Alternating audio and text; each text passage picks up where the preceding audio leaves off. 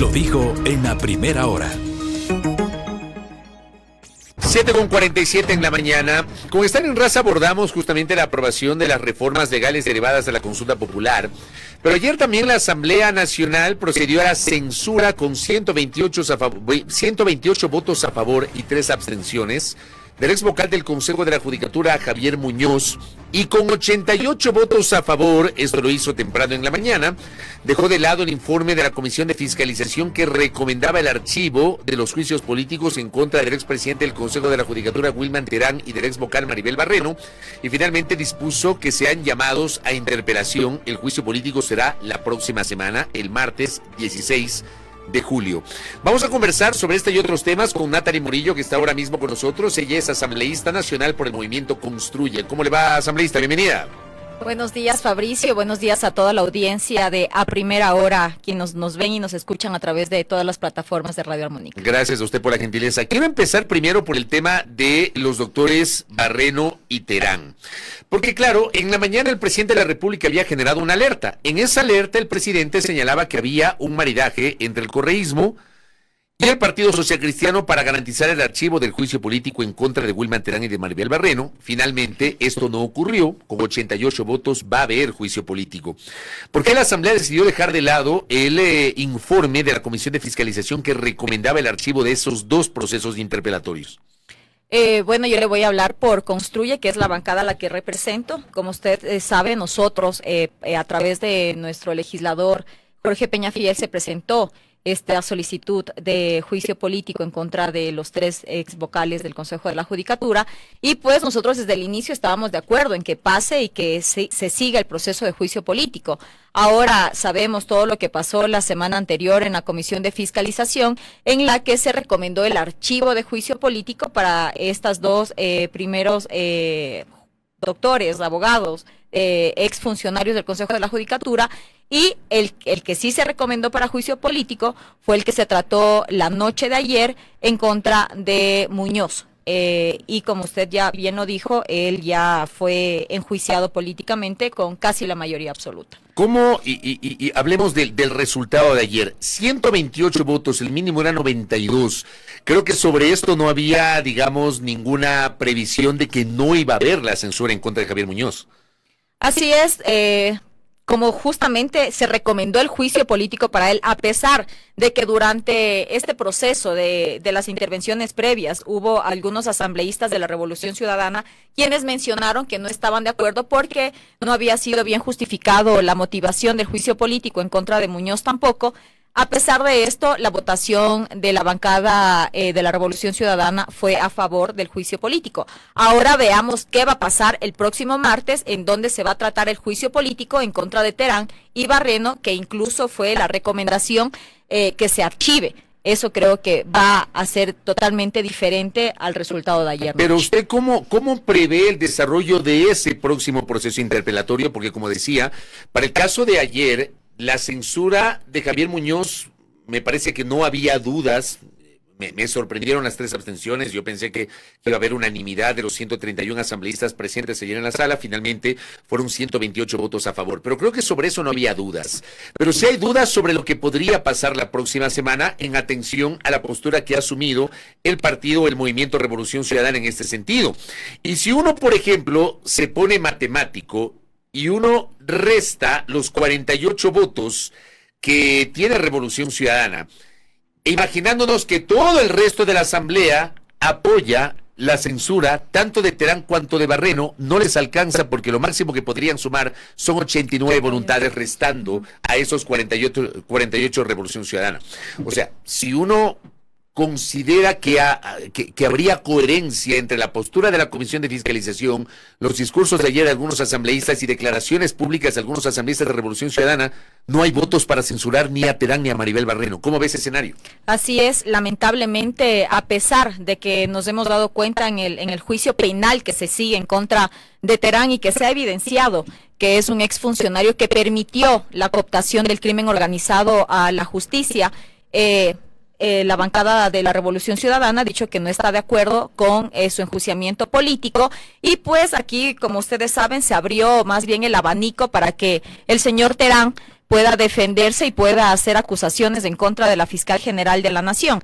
Así que yo concuerdo con usted, Fabricio, creo que el próximo martes no van a existir los 92 votos que se necesitan para el juicio político, porque la bancada de la Revolución Ciudadana va a estar en contra. Incluso ellos recomendaron el archivo de este juicio político. Ayer, en el segundo punto del orden del día en el que se trató este tema, ellos fueron muy claros en decir que no estaban de acuerdo que se le procese políticamente, y pues nosotros como Construye no estamos de acuerdo en esta postura. Pero esa postura de Revolución Ciudadana, ¿qué lectura tienen ustedes? ¿Por qué Revolución Ciudadana decide no respaldar la interpelación a los doctores Terán y Barreno?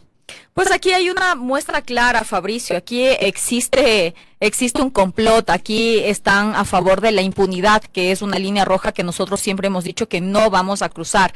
Es lamentable porque este exfuncionario se ha evidenciado incluso en los chats e incluso en los videos que existen por parte, y estoy hablando por la parte penal, no por la parte política. Se evidencia que sí estuvo inmiscuido en temas de corrupción dentro de la función de justicia, y que es quien nos ha llevado hasta este punto en donde nos encontramos, que incluso anoche se eligió a la nueva presidenta del Consejo de la Judicatura, y es donde más necesitamos ahorita, es donde más la ciudadanía necesita en el Poder Judicial, que se lleven las cosas claras y que no esté cooptado por el crimen organizado como está ahora, lamentablemente. Y esto es parte de los funcionarios o exfuncionarios que permitieron la cooptación y que ingresen funcionarios o políticos o que han sido parte de estas bandas del crimen organizado para poder ellos manipular los juicios a su favor y a sus conveniencias. El gobierno ha denunciado en las últimas semanas que hay una suerte de maridaje político entre el Partido Social Cristiano, el correísmo y el Movimiento Construye. Y ha enfatizado sobre todo en el papel de Construye y de Revolución Ciudadana, señalando que los enemigos de antes ahora resulta que tienen un acuerdo para ir en contra del gobierno, tomar decisiones en contra del gobierno. ¿Es así? ¿Hay un acercamiento político con Revolución Ciudadana por parte de Construye, Natalie? No, por parte de Construye, nosotros desde el primer momento dijimos que nosotros, nuestra única bandera era el Ecuador, los ecuatorianos, y creo que así se ha realizado. Recordemos que el rompimiento entre el oficialismo y la Revolución Ciudadana fue a partir de la violación a la Embajada de México. Y en ese momento, que fue en abril, fue donde se hicieron a un lado y rompieron ellos sus acuerdos. Pero antes ellos también votaban en conjunto, y nosotros incluso hemos votado también a favor desde el inicio de las reformas económicas urgentes que mandó el presidente de la República, y también en temas o en leyes o en reformas que ha enviado la Revolución Ciudadana, siempre que sean a favor de los ecuatorianos. Pero ustedes están o no en una postura de oposición al gobierno del presidente Noboa, como sí lo está en este momento Revolución Ciudadana. Nosotros desde el inicio, Fabricio, dijimos que nosotros éramos una oposición, pero no una oposición radical. Nosotros somos una oposición propositiva. Recordemos que incluso en la consulta popular, las preguntas que ingresaron de la extradición, de la extinción y del trabajo por horas fue una propuesta de Construye, que la hicimos a inicios del mes de enero en este año. Entonces, usted niega que haya una alianza política con el correísmo. Así es, no existe. ¿No han habido ni ninguna conversaciones? ¿No existen conversaciones sobre temas puntuales? Al menos que yo tenga conocimiento, no, yo no soy la jefa de bancada, pero no existe ninguna conversación, ningún acuerdo. Yo no podría estar cuando en estos acuerdos donde se pase la línea roja, que para mí es la impunidad, porque yo preferiría hacerme a un lado del movimiento político. Ahora, dentro de esa línea roja, digamos, de la impunidad, retomemos el tema de fiscalización.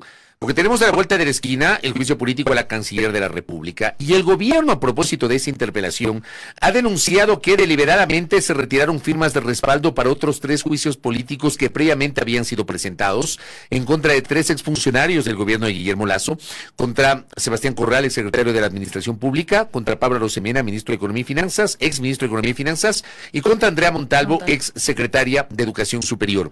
¿Construye respaldaba esas interpelaciones? Sí. Por ejemplo, yo respaldé el juicio político en contra del ex ministro de Economía y Finanzas. ¿Usted no retiró la firma? Yo no he retirado la firma. ¿Y otros asambleístas de Construye retiraron la firma o no? No han retirado la firma. Tengo conocimiento que los otros 2 asambleístas que apoyaban también juicios políticos, pero no contra Arosemena, sino contra Montalvo, ya no están dentro de la bancada. Pero usted puede asegurar que los asambleístas que están en la bancada no han retirado las firmas. Sí, no han retirado las firmas porque, como le mencioné, éramos 3 personas las que apoyamos estos juicios políticos, 2 de ellas ya no están en la bancada y Natalie Morillo no ha retirado ninguna firma. ¿Cuántos asambleístas hoy son parte de la bancada de Construye, 16 Natalia? asambleístas. Ustedes llegaron con 29 asambleístas originalmente, hoy tienen 16. ¿Qué ha pasado a lo largo de estos 7 meses y medio casi 8 meses con la bancada de Construye?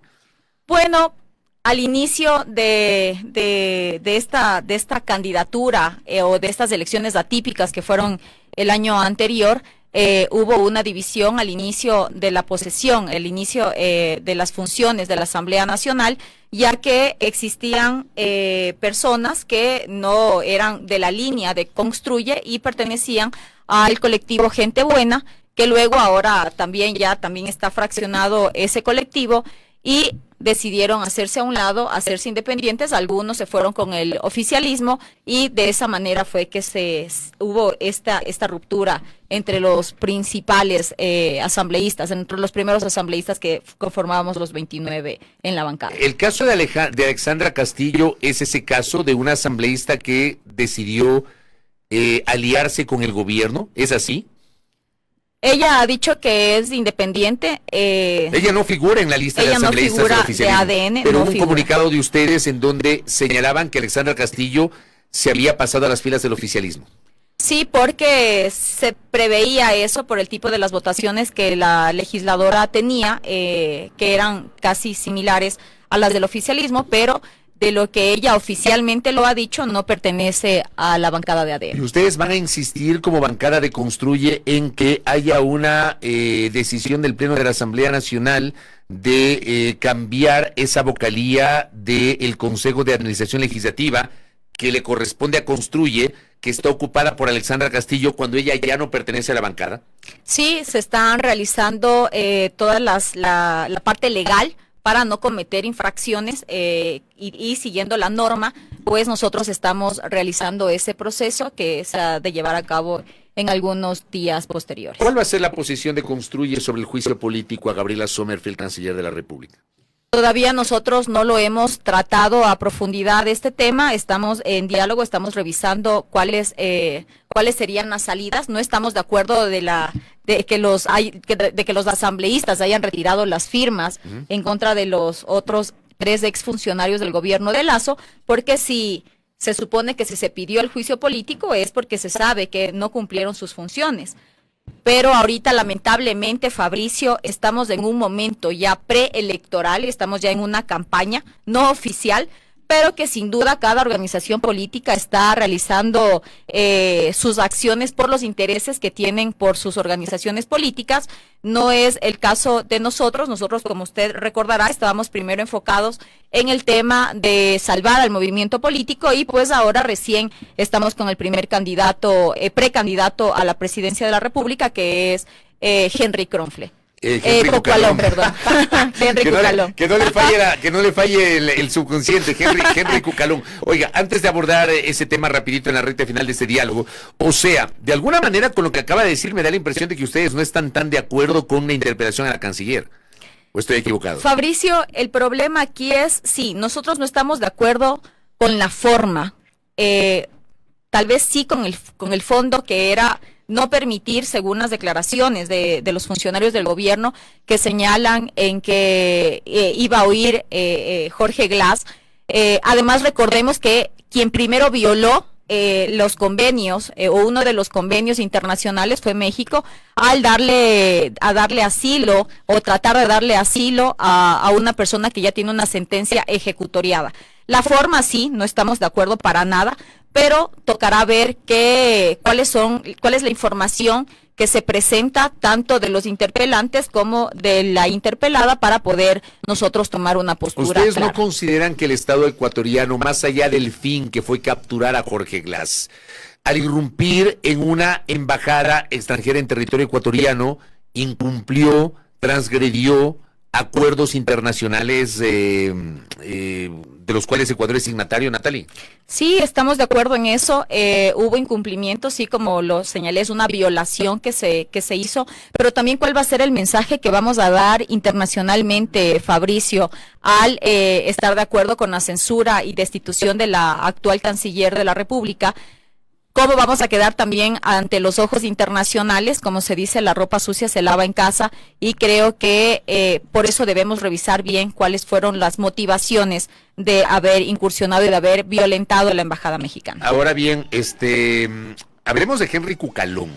Él sí o sí va a ser candidato presidencial de Construye. Esa ya es una decisión tomada. Sí, él es el precandidato. Usted sabe que en este momento, en agosto, las democracias, son las elecciones de democracia interna, y se realizarán las elecciones en las primarias. Me imagino que sí va a tener toda la aceptación de los adherentes y militantes del movimiento. ¿Por qué la figura de Henry Cucalón? Porque es una persona que tiene conocimiento en la materia, que ha sido un político de trayectoria. Y pues, a pesar de él tener algunas diferencias con la líder del movimiento Construye, que es María Paula Romo, las ha aceptado, ha dicho cuáles fueron sus posturas en su momento, y pues que ahora la justicia le ha dado la razón a María Paula Romo, y por eso él ha decidido estar dentro de este movimiento político, porque él también está en contra de la impunidad, a favor de la ciudadanía y en contra también de la corrupción. A mí me llama la atención el papel de Construye, porque en su momento Fernando Villavicencio, antes de ser candidato, fue muy crítico con María Paula Romo, incluso la denunció como que supuestamente era la responsable de esto que algunos denominan el reparto de los hospitales cuando fue ministra de gobierno. Terminó siendo candidato presidencial del movimiento Construye, liderado por la doctora Romo. Y hoy, en el caso de Henry Cucalón, resulta que Henry Cucalón votó a favor de la censura y destitución de la doctora Romo en su condición de ministra de gobierno, y ahora él figura como precandidato presidencial por el movimiento Construye. Es que es llamativo esto, Natalie. Sí, sí es llamativo esto, pero en política lamentablemente nada está dicho. Como lo vuelvo a mencionar, Henry Cucalón ha manifestado que el tiempo le ha dado la razón a María Paula Romo, y pues ella fue censurada y destituida en el tema político, más no ha estado metida o incursionada en algún ámbito penal. Pero no hay algún tipo de falta de coherencia política, es decir, respaldar o promover la candidatura presidencial de una persona que en su momento votó por la censura y destitución de una de las líderes del movimiento Construye. Fabricio, recordemos que cuando están en la asamblea, ciertos asambleístas, la mayoría, yo no hablo por mi caso, porque yo a veces sí he votado de manera diferente a mi bancada, porque yo sigo siempre mis ideologías personales, pero hay asambleístas que siguen o son muy respetuosos de las decisiones de sus bancadas, y pues si ya era una decisión de la bancada del Partido Social Cristiano votar en contra de María Paula Romo, a favor de su censura y destitución, pues él lo hizo orgánicamente y votó a favor de aquello. ¿Y se ha pensado en el binomio Cucalón-Romo o no? Están en conversaciones. ¿Pero es una posibilidad o no? Sí, es una posibilidad. Se está en conversaciones aún. Todavía no hay una definición de una postura tanto de María Paula como de algunas otras candidatas mujeres que podrían ocupar el cargo de vicepresidenta, de candidatas a vicepresidenta. Natalia Morillo, gracias por el tiempo. Gracias, Fabricio, a usted y a toda la audiencia. Un excelente día. La asambleísta del movimiento Construye, Natalia Morillo, aquí en A Primera Hora. Primera Plana. Todas las noticias, todas las voces.